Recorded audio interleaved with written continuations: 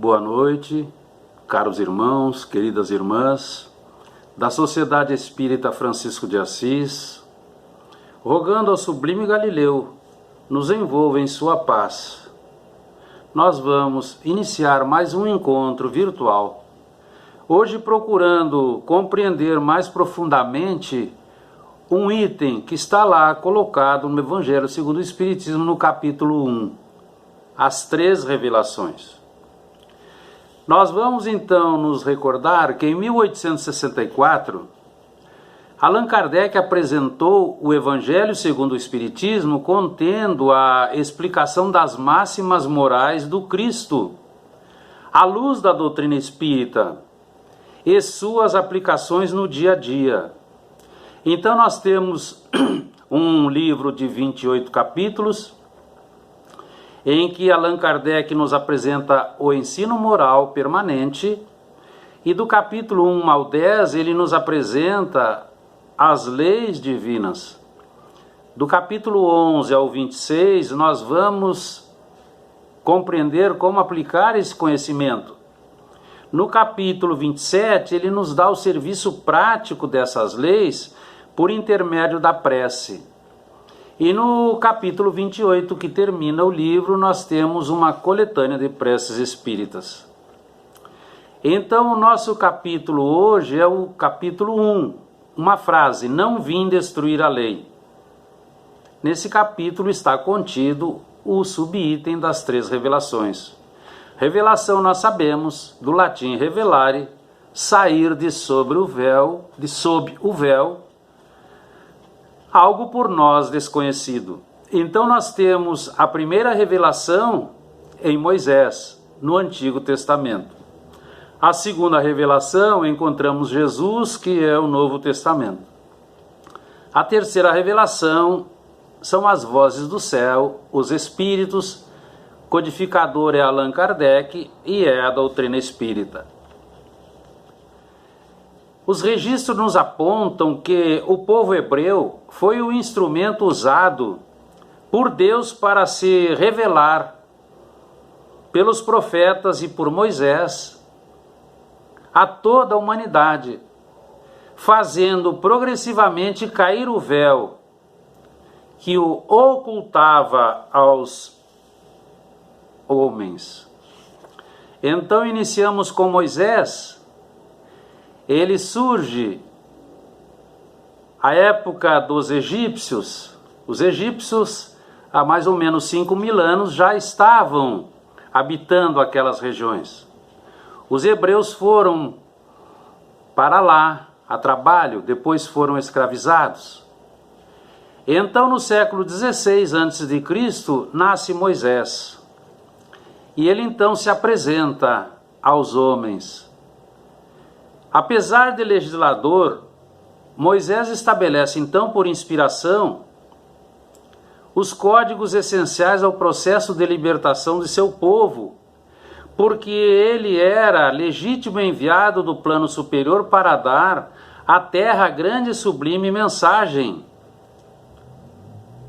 Então, Moisés vai elaborar o decálogo, ditado pelos emissários de Jesus, contendo o germe da mais ampla moral cristã. Moisés lança então as bases da verdadeira fé, trazendo a face divina da justiça, modelo para todas as demais leis, por conter em essência o fundamento do respeito a Deus, do respeito à vida, aos seres e a si mesmo. Nós vamos encontrar os 10 mandamentos originais no livro Êxodo, lá no capítulo 20. E para que nós tenhamos uma informação, no ano 321 depois de Cristo, Constantino mandou alterar os 10 mandamentos. Então, na sua época, Moisés, obrigado a manter pelo temor aquele povo indisciplinado, tinha assim que combater abusos e preconceitos enraizados. E para dar autoridade às suas leis, atribuiu a todas origem divina, assim como haviam feito todos os seus antecessores, Somente a ideia de um Deus terrível poderia impressionar aqueles homens que não tinham senso moral e sentimentos desenvolvidos. Então nós vamos encontrar a lei de Talião, representando um progresso nos costumes da humanidade. A vingança passa a ter limites. Antes, para cobrar uma ofensa, considerava-se justo dizimar toda a família do ofensor. Era o olho por olho, dente por dente. Então Moisés vai, de certa forma, moralizar essas situações de exagero. Mas, pela ignorância e materialismo, ele não apresentou toda a lei. Mas nós vamos encontrar contida na lei mosaica duas partes distintas. Uma, a lei de Deus imutável, o Decálogo, primeiro livro nós vimos psicografado, e a lei civil, disciplinar, variável, que Moisés vai adequar ao seu povo naquela época. Para que tenhamos uma ideia, a parte civil disciplinar era composta por 613 mandamentos, onde 248 diziam o que fazer e 365 ensinavam o que não fazer. E deviam ser recitados 2 vezes ao dia, principalmente os mais importantes. 1500 anos depois, Jesus encarna, trazendo lições inesquecíveis, apresentando o amor. Chega silencioso, reúne a multidão dos aflitos e vai ajudá-los, vai socorrê-los, vai amá-los, demonstrando na prática o início da era do amor. Ele canta as mais eloquentes expressões morais que o homem jamais ouvira, iniciando pelas bem-aventuranças. Após as bem-aventuranças, lá no Sermão do Monte, o Rabi inicia as instruções dizendo: aprendestes que foi dito. Ele falava dos ensinamentos antigos de Moisés. Eu, porém, vos digo, e trazia novos ensinamentos. Ao trazer novos ensinamentos, os hebreus achavam que Jesus contrariava a lei divina, mas a lei de Moisés e os profetas. Então o mestre continuou a explicar: não pensem que eu vim acabar com a lei de Moisés e os ensinamentos dos profetas. Não vim destruir a lei deles, e sim dar-lhes os verdadeiros sentidos. Lembrem-se, enquanto o céu e a terra durarem, nada será tirado da lei. E assim será até o fim de todas as coisas. Nós encontramos essas reproduções no Evangelho de Mateus, no capítulo 5. Então ele começa a trazer uma nova etapa de esclarecimentos de acordo com a capacidade agora da população de seu tempo, um pouco mais esclarecida, trazendo ainda velado, mas com uma maior gama de ensinamentos. Então ele traz a síntese do Velho Testamento, fazendo-a a base fundamental para a construção do Novo Testamento, no amar a Deus, amar o próximo e amar-se. Ele também traz, acrescentando a vida futura, a vida espiritual, vai falar da reencarnação a Nicodemos, vai dizer das penas e recompensas e vai trazer a justiça de Moisés, apresentando o amor e dizendo que completar-se-ia a justiça e amor com a caridade. Nos apresentando deveres para com Deus, deveres sociais, deveres profissionais, deveres pessoais, tudo isso nós começamos a encontrar em Jesus.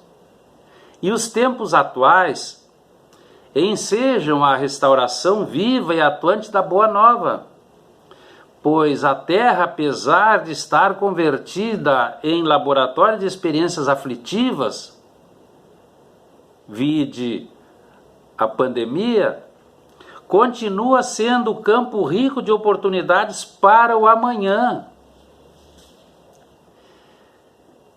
E nós nos recordamos da Palestina na quinta-feira à noite, na última ceia, em que ele promete o Consolador. Ele vai dizer que não nos deixaria órfãos. Ele pediria a Deus e ele nos enviaria um outro Consolador para ficar eternamente conosco, que nos ensinaria e nos relembraria coisas que ele, Jesus, havia dito e que nós esqueceríamos.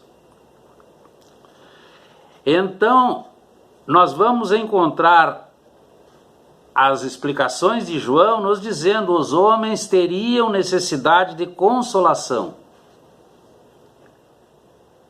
E a doutrina espírita mais tarde vem explicar e desenvolver essas instruções de Jesus.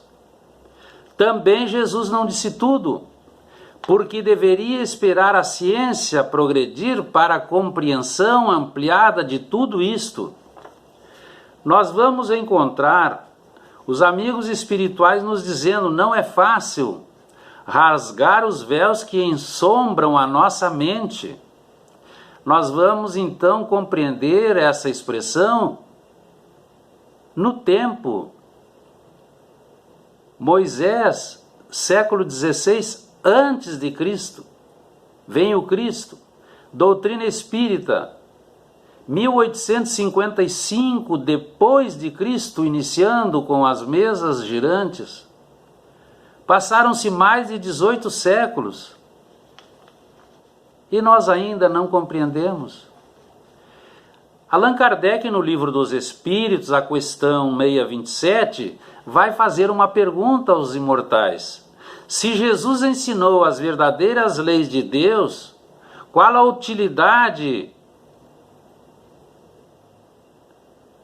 os espíritos trazem? Que utilidade têm os ensinamentos deles?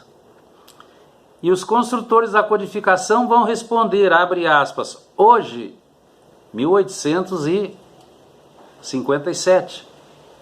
Hoje é indispensável que a verdade seja compreensível a todos, razão porque é preciso explicar e desenvolver as instruções do Mestre, porque poucos são os que as compreendem e ainda menos os que as praticam.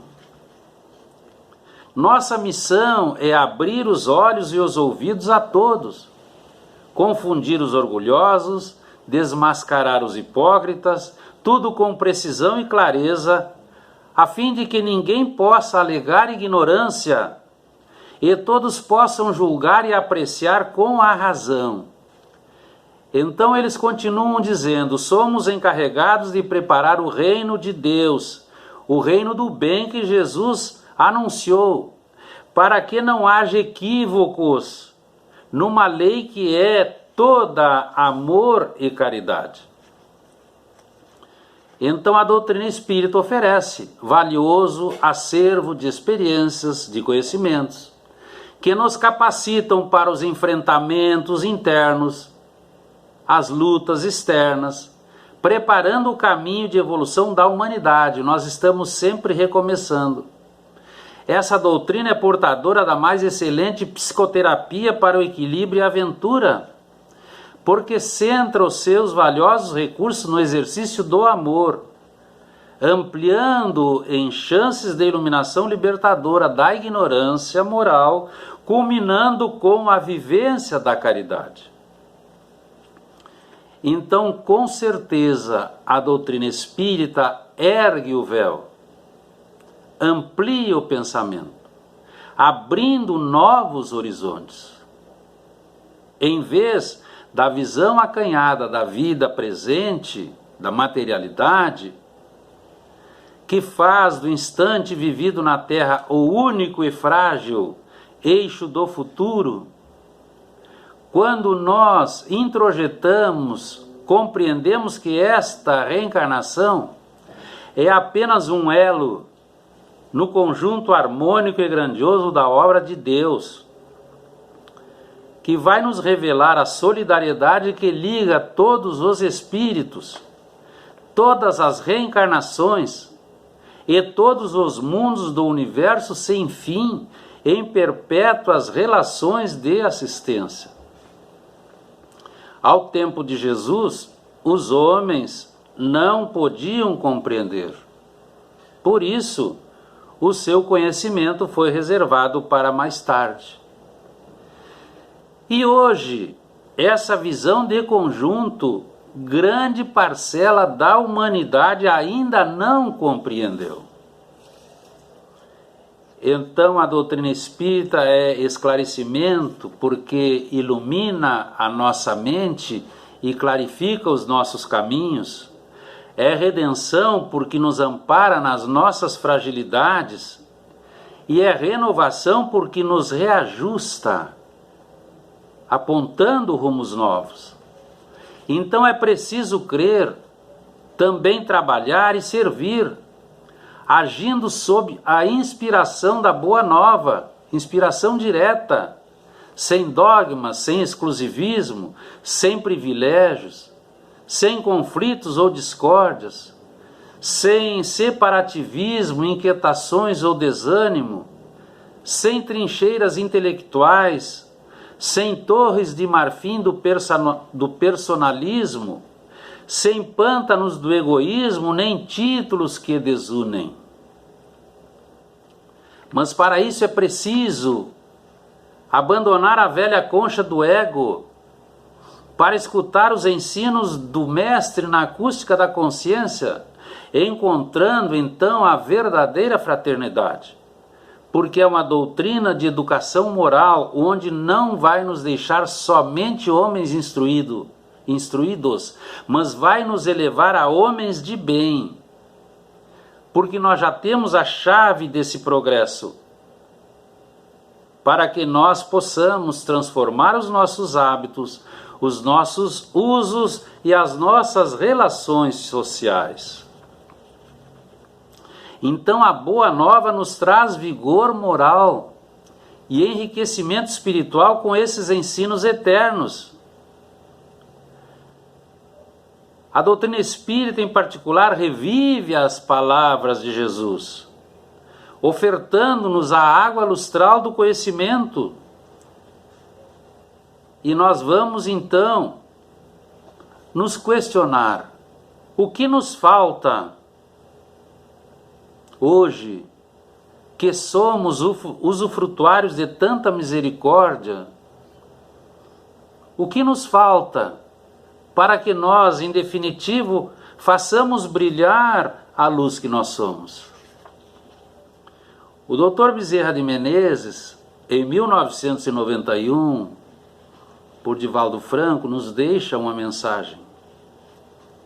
E ele inicia, abre aspas, a codificação espírita é o alfabeto da nova era, onde se erguerá o templo da paz, realizando o projeto de Deus nesta imensa revolução sociomoral que modificará as estruturas do planeta. Hoje, em 1991, com os instrumentos da ciência espírita, com a segurança da filosofia espírita e com a palavra espírita, nós trabalhamos por uma religião humana que tenha como causa Deus, como meio Jesus e como caminho a caridade. Isso nos dará renovação e paz para que encontremos o Mestre e ouçamos na acústica da alma: sou eu, não temais. No capítulo 1 do Evangelho segundo o Espiritismo, que falamos antes, nós encontramos uma mensagem. Em 1861, em Mulhouse, um espírito que se denominou israelita, é o primeiro espírito israelita a escrever no Evangelho, e é a primeira mensagem do Evangelho. E ele, entre outras coisas, vai dizer: a misericórdia de Deus nos enviou Moisés para abrir o caminho. Depois nos enviou Jesus, que continuou a obra. Finalmente enviou a doutrina espírita, que concluirá esta obra monumental de amor e caridade. E esse amigo espiritual nos diz ainda: uma vez conseguido a beleza da moral, tocará os espíritos, que então abraçarão a ciência do amor, que lhes dá a chave da vida futura e abre as portas da felicidade eterna. Então a misericórdia de Deus nos enviou toda essa obra portentosa. Cabe a nós a realização. Que fique para a nossa reflexão, irmãos e irmãs. Agradecemos a oportunidade, permaneçamos em paz. Muito obrigado. Boa noite.